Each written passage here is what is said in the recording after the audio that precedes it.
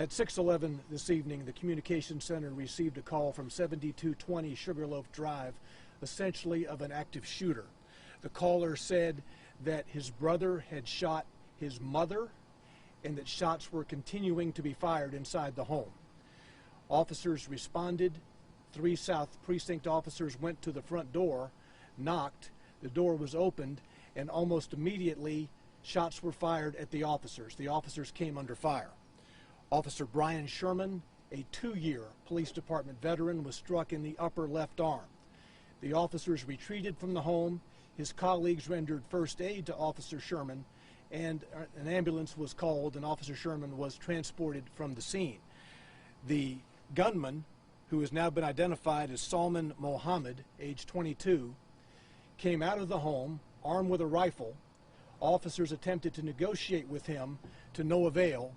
Ultimately, Mohammed put the rifle to his head, pulled the trigger, and he is dead in his driveway from a self-inflicted gunshot wound. Now, it's clear that the phone call to the communications center about an active shooter, that his mother had been shot, was a ruse, a setup to get police to this scene. No one else in the home was injured. Inside the home at the time were his mother and 3 siblings. None of those persons was hurt. They are now at a neighbor's residence and will be interviewed by the police department. Mohammed's motives for this have not been determined. Obviously, we'll be talking to his family throughout the evening to try to resolve why he did this. Again, no one else in the home was hit. This was a ruse or a setup to get the police to come to the house, and as soon as the officers knocked on the door was opened, and they came under fire by Mohammed. Do you have any indication that this is a hostage situation? Did he hold the family? No. Okay. None whatsoever. This was a ruse to get the police to the house. But there was a victim. The mother was shot, right? She was not. She was not shot. No one was injured inside the home. And so the person who made that 911 call was the shooter? We believe the person who made the 911 call was Mohammed himself. In fact, on the 911 call, you can hear him saying that he's scared, that shots are continuing to be fired. Hurry, hurry, please get here in a hurry. It was all a ruse to get the police officers to this scene. I know it's early. Any indication that this was a mental health issue, a breakdown? Again, we have to talk to family members to determine what has occurred here. We don't see any arrest history for Mohammed here in Nashville. Any evidence of any previous interaction with police at all? We'll have to do some research on that to see if we have any prior reports. But no indications of arrests by him. What his motives were are yet to be determined. I want to emphasize that no police officers fired any shots in this incident. No officers fired. All the shots came from Mohammed. In fact, there is a police car with its windows shot out. The driver's side and passenger side windows shot out by his gunfire. What about any body cam done? Any available body cam? No, no. The officers who went to the home were not equipped with body cameras yet. They're assigned to the South Precinct. While body cameras are being deployed countywide, some officers at the South Precinct have received them, some have not yet, and the officers who went to the door, who came under fire, did not have cameras.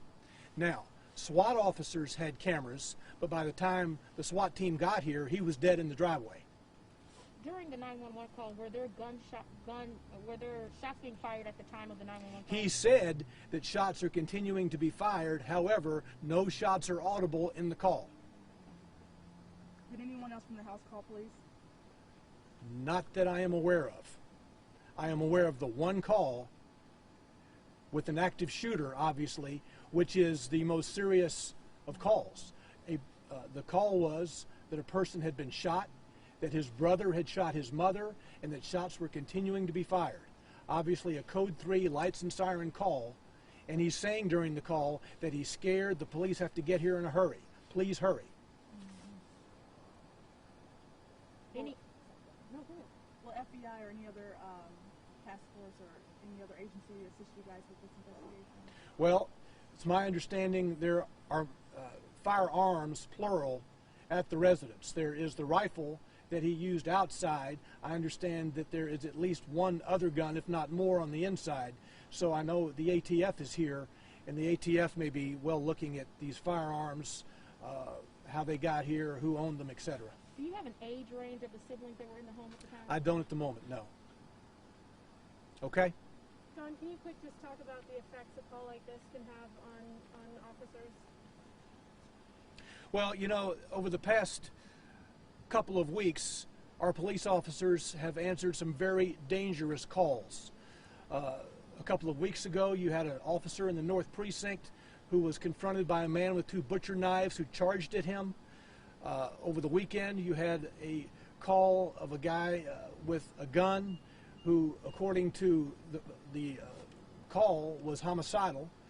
And now this evening, you have a call that was a setup to get police to come to the home so that the police could come under fire.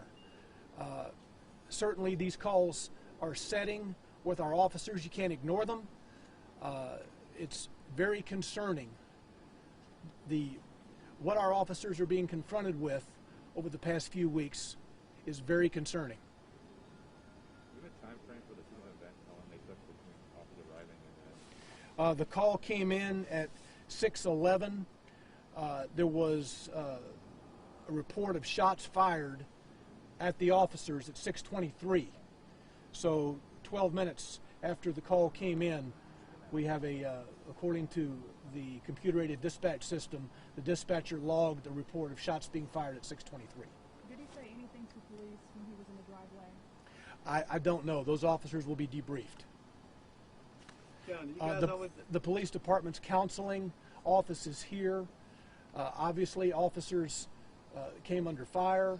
You have officers who actually saw him kill himself in the driveway. You know, officers are humans too. So those counseling services are here for them. You get a lot of manpower. You always bring a lot of manpower with calls like this.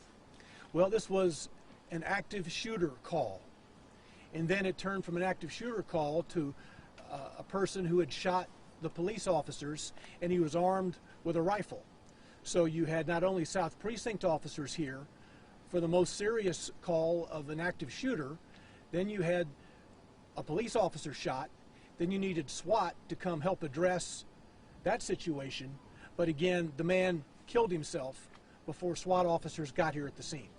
How is Officer Sherman doing? Has anyone been able to speak with him? Officer Sherman is at Vanderbilt Medical Center being treated. His wife is with him.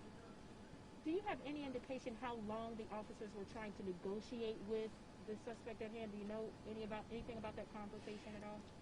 It went on for a period of minutes. I don't have a definitive time frame, but it went on for a period of minutes.